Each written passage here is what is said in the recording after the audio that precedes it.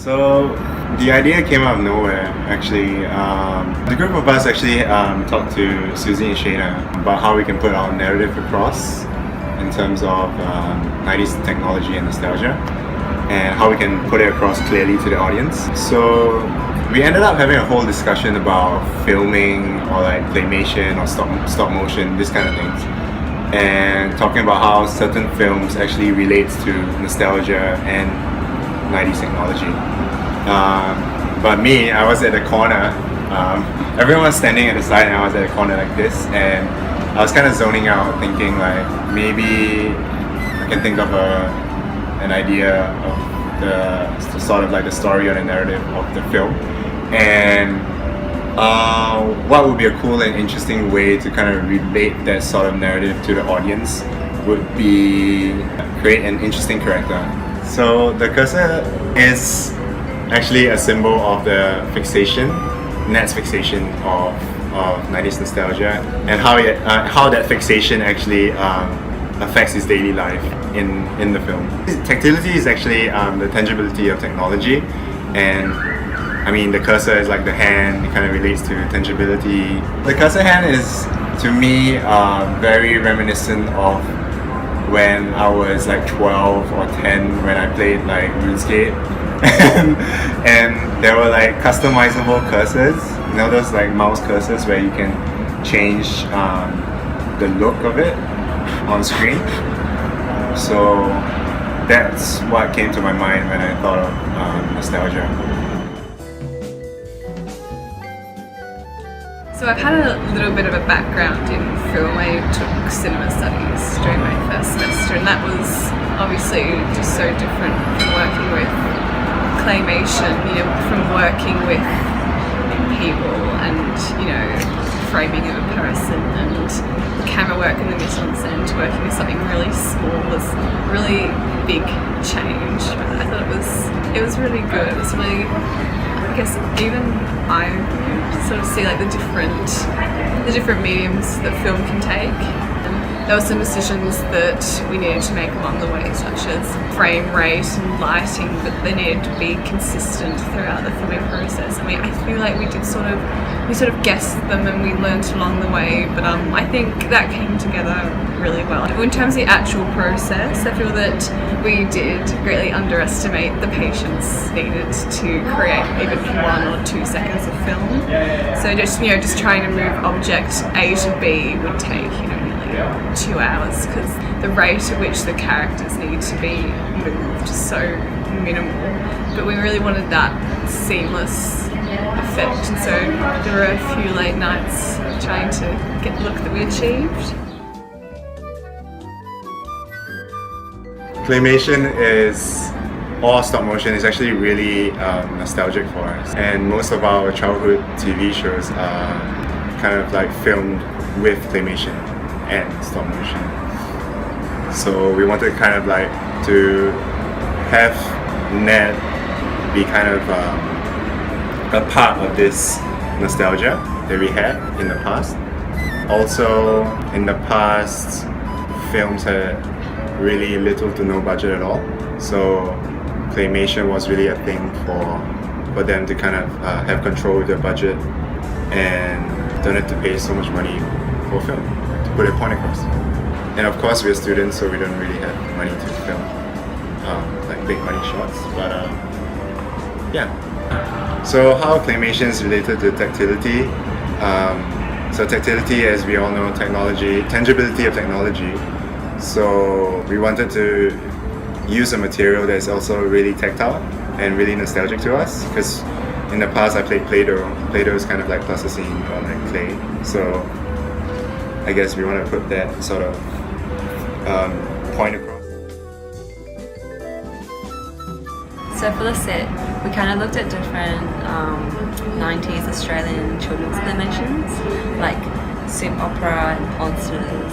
I know they kind of influenced Tina's, Lauren's, Ruben's, all their childhoods a lot.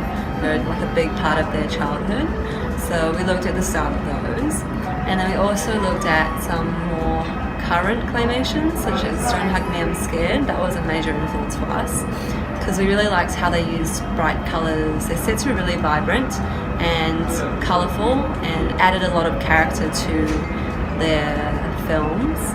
And also they used different fabrics, so they used clay along with different cloths like felt, different fabrics, and that made for a really interesting textured set. So we tried to do that for our set as well.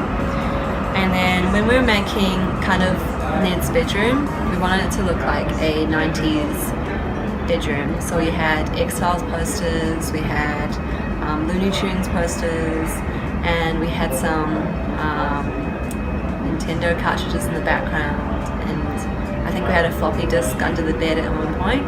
So we wanted to incorporate all those 90s elements into the bedroom to make it more like a 90s inspired bedroom. So in a way it was subtly referencing the 90s. And then for Ned, his character, we just kind of wanted to make a normal, average Joe kind of guy, but gave him a bit of a twist because like normal colored hair is just really average. So we were like, why not go with blue hair? Make him interesting. And the blue hair contrasted really well with the background, which was yellow. So that's why we chose that.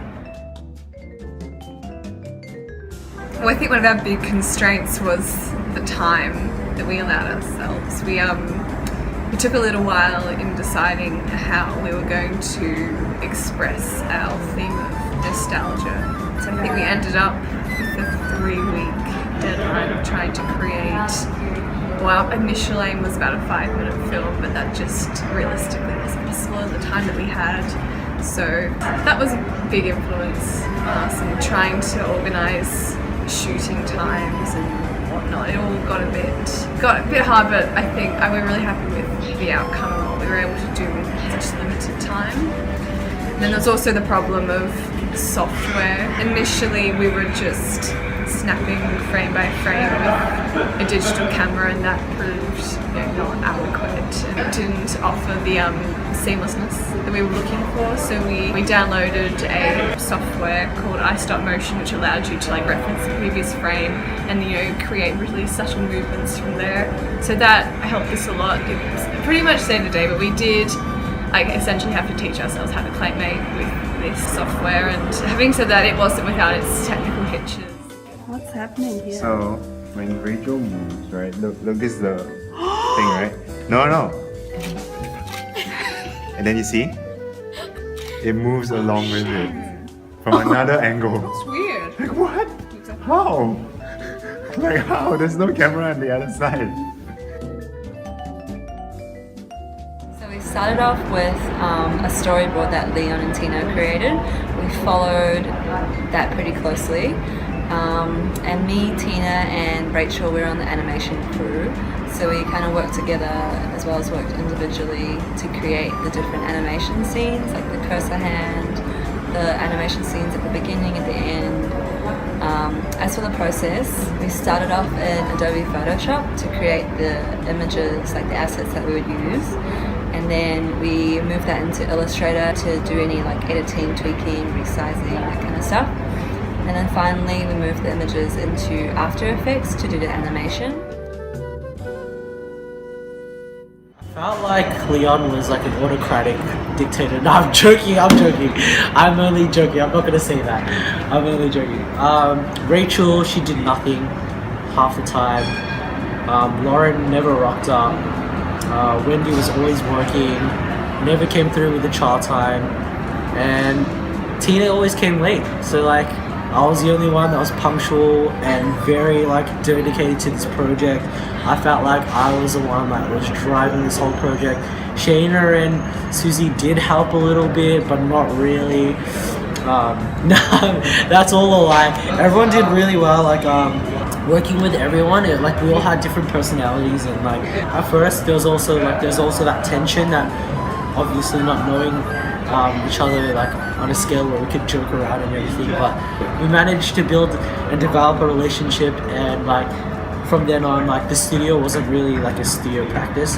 It was like more of a work environment where we could freely be ourselves. I think I kind of like was the manager almost of everyone. I feel like not so much on the design, but more so like the storyboarding or like the setting up meetings, having everyone in a chat room, this kind of stuff. So we can get the job done. Biggest contribution was definitely not the workload. I was not a worker, never was. I'm a designer. But no, in all seriousness, I think my biggest contribution to this project was food handling and food preparation. Shout outs to Uber Eats. Use my Uber code eats-RubenR26 for cheaper food. Favorite part was coming after hours, doing the hard yards, coming on a Sunday night to focus on like university, and just those times when you didn't feel like studying and like working on a project. That's my favorite times. No, I'm joking. I hated life. Hello, darkness, my old friend. When we had to do that kind of stuff. But favorite time, I think the presentation. I actually like doing the presentation. I think because it was like the turnout was crazy. It turned out to be way better than I expected. And the ultimate, so that the presentation is like a base level, but the ultimate one is eating with this studio team. It was amazing. We got to eat like Korean chicken. We also got to eat like Korean chicken, and we also had from Oppa Korean chicken, and that was pretty good. Yeah. When everything was coming together, I feel like, because when we all got started, it looked really raw. Like everyone was doing different things. We were doing clay. Some of us were doing clay. Some of us were worrying about doing clay. Things like that. And when it all came together, it looked more and more complete. And I feel like it's a job well done. It's a good pat on the back for all of us, because in terms of the time frame that we had, I feel like we've achieved much more than we thought we could. I feel like that's what I think.